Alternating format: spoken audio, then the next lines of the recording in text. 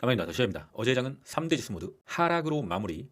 연말에 기관들이 모두 휴가를 갔기 때문에 수급이 강하게 들어오지 않는 장세가 펼쳐지고 있습니다. 이쯤에서 다시 한번 복습을 해보죠. 챗 GPT는 연말에 그리고 연초에 한 주는 크게 먹는 구간이 아니라 웬만하면은 안 빠지는 구간이다. 때문에 여기서 우리가 깨달아야 될 것은 이번 주는 크게 욕심을 부려서는 안 되는 구간이지만 이번 주에 갑자기 급락이 나올 거라는 그러한 공포에 사로잡힐 필요도 없다. 10년간의 금주의 상승률을 보면은 그래도 전체적으로 양봉으로 마무리하긴 했다. 그리고 현재와 가장 비슷한 연도는 21년에서 22년이다. 0.2% 정도. 그러니까 우리가 단타를 하더라도 만약에 지수로 단타를 했을 시 어제 0.5%가 빠졌으니까 금주의 현재 기준으로 0.5% 내지 0.67% 정도의 상승의 여력은 있을 것이다.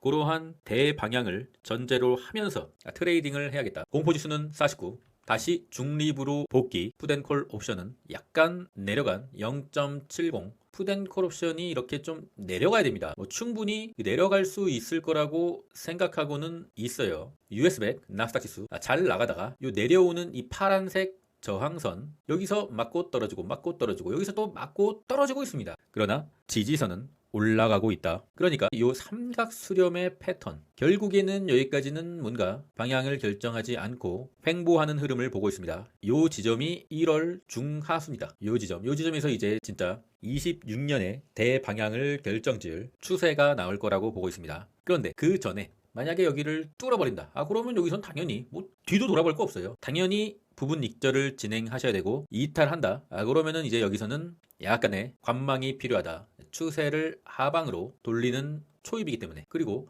이 작년을 봤을 때 작년에도 계속 상승을 하다가 연초에 그래도 한번 요 지점을 직전 고점을 트라이는 한번 했었다. 그리고 현재와 가장 비슷한 대통령 1년차가 끝나고 2년차가 시작되는 21년에서 22년으로 넘어가는 해를 보더라도 이렇게 한번 쭉 오르다가 다시 한번 확인 작업을 한번 하긴 했었다. 그리고 이때는 이제 금리 인상으로 무너져 내렸었죠. 그러니까 요번에도 역사는 반복되니까 뭔가 요 라인을 트라이는 한번 할 것이다. 그리고 마지막 부분 매도의 찬스는 줄 것이라고 보고 있습니다. 환율을 보겠습니다. 환율은 제가 선을 그어드렸죠. 1429 라인 요 주황색 선이 주봉의 2평이다. 환율의 추세가 완벽하게 이제 이런 하방으로 방향을 튼 것은 아직까지는 아니에요. 그러나 이 주황색 라인을 이탈한다. 주봉의 2평을 이탈하면은 이제 다시 한번 121선까지 붙이는 1300 후반대까지도 올 수가 있는 것이겠죠. 그 전까지는 정부는 연기금을 때려 박을 것이지만 아직은 환율이 급강하의 추세로 가고 있는 상황은 아닌 것 같습니다. 그리고 이제 실버를 보면은 실버 같은 경우는 어제 증거금의 이슈로 인해 크게 내렸다고 언론들은 말하고 있는데 정확하게 말하면은 증거금 이슈 때문에 내린 게 아니라 여기 이제 볼린저 밴드 선이잖아요. 이 볼린저 밴드 선을 강하게 볼린저 밴드 둥둥으로 이렇게 둥둥으로 시작했잖아요. 둥둥으로. 그래서 다시 볼린저 밴드 안으로 들어온 것뿐이에요. 정확하게 말하면은 그 증거금 이슈를 은혜 세력들이 최고점에서 터트린 겁니다. 자신의 차익 실현을 정당화하기 위한 도구로 쓴 거죠. 그렇기 때문에 요 라인 84달러 라인이죠. 요 라인이 은혜 당분간의 고점이다. 오를 수 있겠지. 오를 수 있는데 여기를 뚫기는 쉽지 않을 것이다. 실버의 주봉을 보면은 아직까지도 볼린저 밴드 둥둥이에요. 주봉이. 그러니까 아직도 실버는 고점 언저리다. 실버의 매력이 별로 없다. 샀으려면은 요럴 때 샀어야지. 요렇게 횡보를 할 때 샀어야지. 왜 지금 실버를 사려고 하느냐. 월봉을 보면은 월봉이 아직 만들어진 건 아니지만 그대로 마감된다고 하면 다음 달에 월봉에 볼린저 밴드 둥둥이다. 그러니까 다음 달에 하락을 할 확률이 크다. 지금 실버를 단타를 치는 것까지는 말리진 않겠습니다만 현재 실버를 사서 강하게 홀딩을 할 때는 이미 타이밍이 지났다. 일단 저 같은 경우는 이 GDXU 쇼신 GDXD를 들어갔었는데 어제 일단 너무 급하게 GDXU 금광이 내렸기 때문에 GDXD 숏은 익절을 하고 실버 같은 경우는 역시나 숏에 들어가 있는데 제가 봤을 때는 다음 달까지 충분히 끌고 가도 적절한 수익을 낼 수 있을 거라고 보고 있어요. 실버가 만약에 더 오른다 그러면은 찬스지 숏을 베팅할 찬스. 엔비디아는 4시간 봉에 이 급등의 채널을 옆으로 이탈하고 하락을 하고 있습니다. 그러나 4시간봉의 이평은 아직 이탈하지 않았기 때문에 여기서 뭐 강력한 매수를 하기보다는 이 저점에서 샀으니까 일단 좀 버틴겨 보겠다. 반도체도 아직은 4시간봉의 추세가 하방으로 가는 것은 아니기 때문에 버틴겨야 되는 자리. 쏙술도 마찬가지고 TQ도 마찬가지입니다. 급등을 바라는 건 아니지만 일단 우리가 TQ를 애매한 구간에 산 게 아니잖아요. 시저 가족 여러분들 이런 데 샀으니까 버틴겨 보는 거지 뭐. 그리고 이제 테슬라가 조금 문제인데, 테슬라가 4시간봉의 중앙 2평을 상승 추세를 이탈했기 때문에 여기서 좀 위험해졌다고 말씀드렸죠. 그리고 이례적으로 TSLQ도 말씀드린 부분이고요. 영상을 보시고 TSLQ를 사셨다고 하면은 약간의 뭐 좀 수익이 났을 테고, 우선 단타로 해야 되니까 뭐 적절하게 수익 챙기시고, 현재는 일봉에 요 갭라인이 있었어요. 테슬라의 세력은 갭은 반드시 메고 가는 그런 더러운 습성이 있다.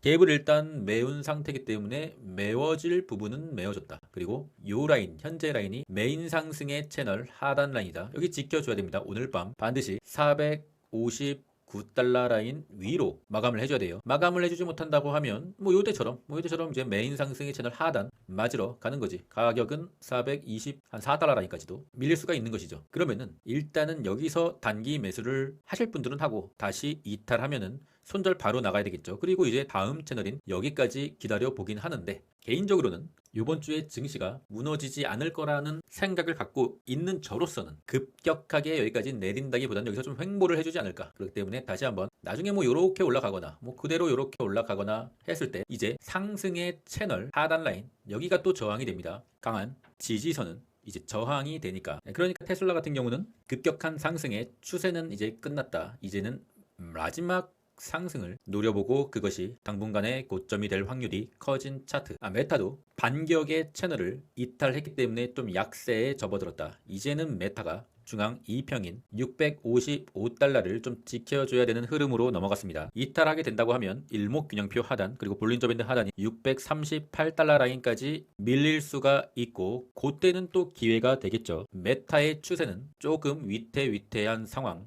메타가 추세가 다시 하방으로 틀 수 있는 가능성이 있기 때문에 이러한 지점에서 이제 수익권으로 갖고 계신 분들은 일단 홀딩을 하되 신규 매수는 조금 보류해야 되지 않겠느냐. 팔란티어도 마찬가지예요. 팔란티어가 모든 차트의 어떤 기준과도 같은데 이렇게 잘 올라가는 메인 상승의 채널 이탈하면은 그 메인 상승 채널의 하단이 저항이 된다. 올라도 저항이 되고 다시 내렸다가 올라도 저항이 된다. 그리고 다시 내렸다가 올라도 저항이 되겠다. 그러면은 팔란티어가 약간의 더 하락이 오면은 한 121선 정도에서 가격은 한 170달러 중반대에서 매수를 받아볼 수가 있겠죠. 계속 121선은 이탈해도 좀 지켜줬던 라인이니까. 그리고 다시 상승이 온다고 하면 다시 이 상단대가 저항이 되겠다. 그리고 그때가 매도의 타이밍. 로빈후드 같은 경우는 역시 크립토 시장이 좋지 않아서 좀 민기적되는 모습. 로빈후드는 메인 상승의 채널이 아니라 메인 하방의 채널이 잡힌 것이죠. 그렇기 때문에 이렇게 만약에 요 지점 뭐 좋은 상황이 오면은 요 지점까지는 갈 수 있겠고, 그 가격은 한 120달러 후반대가 되지 않겠느냐. 여기서는 빠져나와야 된다. 그리고 이제 중소형주를 볼 건데,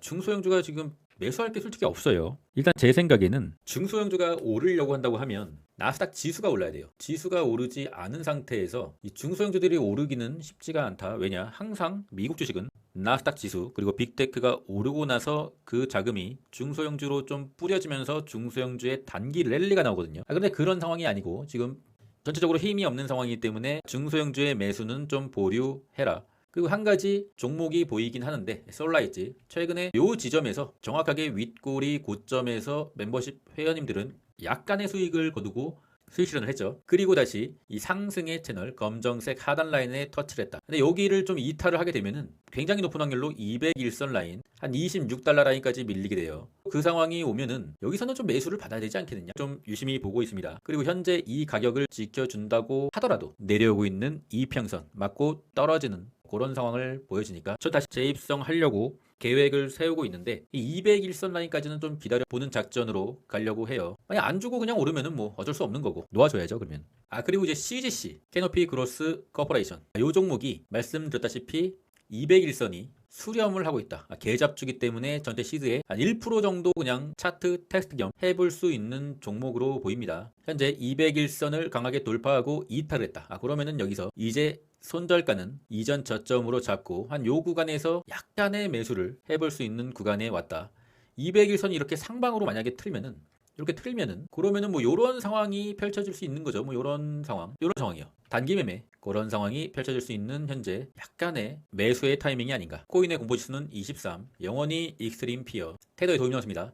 테더의 도미넌스가 메인 상승의 채널을 이탈하지 않고 계속 오르고 있습니다. 그런데 한 가지, 이때는 테더의 도미넌스가 메인 상승의 채널을 강하게 돌파하고 약간의 하락이 나왔고, 이제는 메인 상승의 채널을 약간 옆으로 횡보하면서 이탈을 했어요. 그리고 고점이 낮아지고 있다. 한번 낮아졌고 한번 낮아졌고, 그러면 여기 다시 파란색 저항까지 갈 수는 있겠지만, 개인적인 생각으로는 이제는 한번 약간의 하락하는 척을 한번 해주고 다시 올라도 오르지 않겠느냐. 그 과정에서 이제 비트코인 같은 경우는 급격한 하락의 채널을 횡보로 옆으로 이탈을 했고, 이더리움 같은 경우는 급격한 하락의 채널을 횡보로 옆으로 이탈한 후에 계속 지지부진 횡보를 하고 있는데, 아직 게더리움이 200일선 터치를 하지 못했어요. 원래 죽는 차트의 정석은 뭐 이런 식으로 시즌 종료가 되고 나서 급격한 하락 뒤에 횡보를 거친 후 마지막 개미를 태우고 사요나라. 그러면은 이번에도 시즌 종료가 됐죠. 그리고 나서 급격한 하락 끝에 횡보를 거치고 마지막 200일선을 터치하고 사요나라. 시기가 1, 2월 정도가 될 수가 있을 것도 같아요. 그런데 그것을 바라고 현재 코인의 물량을 실는 행동은 좀 잘못된 행동. 그럴 기미가 보이면은 제가 영상으로 말씀드리겠습니다. 반등이 오더라도 천장이 막혀 있고 하방은 크게 열려 있기 때문에 제가 이런 말씀을 드리는 이유는, 혹시라도 이런 제가 보는 패턴이 나올 수도 있으니 뭐 손절을 하시더라도 조금 그 시기를 미뤄도 괜찮을 것 같다. 비트코인도 200일선까지는 솔직히 좀 힘들겠죠. 비트코인은 완전히 시즌 종료니까. 초장기 지지선, 빨간색 선을 확실하게 이탈하고 완벽한 시즌 종료의 상태지만, 그래도 다시 확인 사살은 한번 할 수 있지 않겠느냐. 많은 사람들이 보고 있는 이 100K까지는 못 가지만, 그래도 요 빨간색 95K까지는 마지막 반등이 남아 있다고 하면은 갈 수는 있겠다. 하지만 돌파하지 못하면은 사요나라. 멤버십에 관심 있으신 분들은 고정 댓글 링크를 확인해 주시고요. 좀 재미가 없는 증시의 상황이에요.